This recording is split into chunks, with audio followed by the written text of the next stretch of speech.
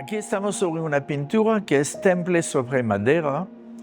Entonces, de nuevo el tema religioso, ahí uno lo ve, todo el mundo inmediatamente lo adivina, es la última cena. Eso es obvio.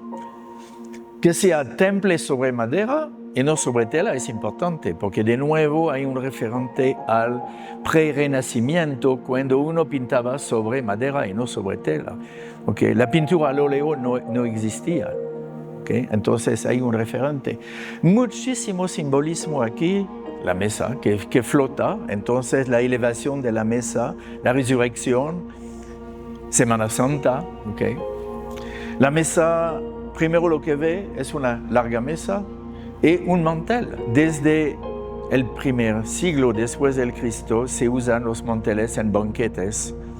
No tanto al principio, porque los romanos, como ustedes saben, tenían sus banquetes y comían básicamente en una cama. Si uno va al principio de la historia, los muebles, casi no hay muebles, son baúles, más que todo bancas, sillas, sillones. Las mesas básicamente no existen, y en banquete no existen las mesas grandes, mismo en la edad medieval. Se usan caballete, planchas. Entonces, si uno tiene una posición social importante, no solamente con título y dinero, uno no va a comer sobre una plancha, uno le mete un mantel. Entonces, desde el primer siglo después del Cristo es la tradición de los manteles. Y los manteles hasta el mediado del siglo XIX se usan sumamente, no como hoy día que uno tiene un mantel sumamente planchado que no tenía un pliego. En aquella época, al contrario, la moda era de doblarlos uno encima del otro, cuidadosamente, con una simetría perfecta, y se usaba hasta un mueble y una prensa que se llama prensa de manteles. A donde se guardaban los manteles, era una prensa como lo que se usó para imprimir, exactamente lo mismo a donde se guardaban los manteles. Y ahí tenemos un mantel cuidadosamente doblado, exactamente perfecto en 13 paneles. Entonces, el panel del centro obviamente es el Cristo y tiene de cada lado sus 6 apóstolos de un lado, 6 del otro. La sangre, en lugar, por supuesto, de tener un mantel inmaculado, impecable, blanco, ya está manchado de la sangre, que es no solamente la sangre, como dijo, el vino es mi sangre, pero es lo que le va a pasar dentro de unos pocos días. Me van a crucificar y mi sangre se va a esparcir en todas partes.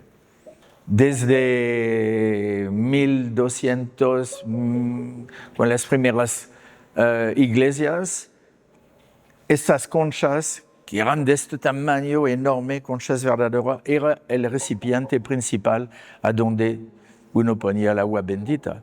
Si no se usaba una concha verdadera, esculpían una en mármol. Entonces tenemos aquí la concha, las nubes, el casco. Entonces, este casco es 2 símbolos. El símbolo cristiano, el casco de redención. Y el casco de redención es lo que sumamente protege el cristiano para que no se distrae, no se corrompe, no tenga tentaciones y que sigue en el buen camino. El casco de redención. Es un casco un poquito de piloto. El casco, el vestido de cuero, las cadenas, todo es parte del uniforme cuando quieren hacer el estereotipo de un cierto sector de la población homosexual gay. Aquí tenemos un papelito con la firma de San Aviles y una fecha relacionado a la última cena y lo que va a suceder dentro de unos días. La sangre, tenemos 3 gotas de sangre ya que están empezando a marcar el piso. Alusión a los 3 clavos, el pie en el centro y las manos. Y un clavo aquí, clavado en el mantel. Entonces, de nuevo, una alusión a lo que va a pasar. Mucho drama aquí, mucho drama. Otro detalle en esta magnífica pintura, el pan. En aquella época, este tipo de pan no existía. No existía la fermentación. El pan era el equivalente de tortillas que se usan en Centroamérica. Flatbread se llamaba, porque mismo hecho de trigo, eran galletas redondas. Eso es un típico pan francés, que probablemente todos los días, como todos los franceses, San Avilés iba a comprar a la panadería. Entonces ahí es el típico pan francés, con el corte que le hace en la masa antes de hornearlo con un cuchillo, el corte que hace el panadero para que el pan se levante mucho más y la crosta se vuelve más dorada y rica. Entonces eso es un pan francés, la alusión probablemente a su vida cotidiana.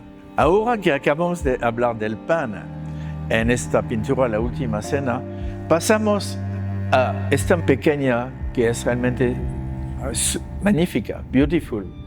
Es el mismo pan ya cortado. Tiene dos elementos, el pan y mariposas, pero no es que las mariposas están volando alrededor del pan, las mariposas están saliendo del pan. Entonces, este pan es el cuerpo de Cristo, el pan que sostiene agua y pan, es lo que sostiene la vida, y las mariposas salen del pan, aquí un elemento de nuevo sagrado. Pero acuérdense, ¿qué son las mariposas? No son solamente insectos lindos necesarios a la polinización. La mariposa es el apodo que uno le dice a los hombres homosexuales en Latinoamérica. Las pinturas de San Avilés están llenas de detalles. Ha hecho unas, lo que se llama miniaturas, y uno realmente tiene que tener una lupa. San Avilés quiere que usted, el espectador, el amante del arte, realmente no vea su obra como, oh, qué bonita pintura. No, él le pide al espectador que haga una exploración, que se invierte en la pintura y explora y buscar cada uno de los detalles. Cada pintura que usted ve se necesita una lupa.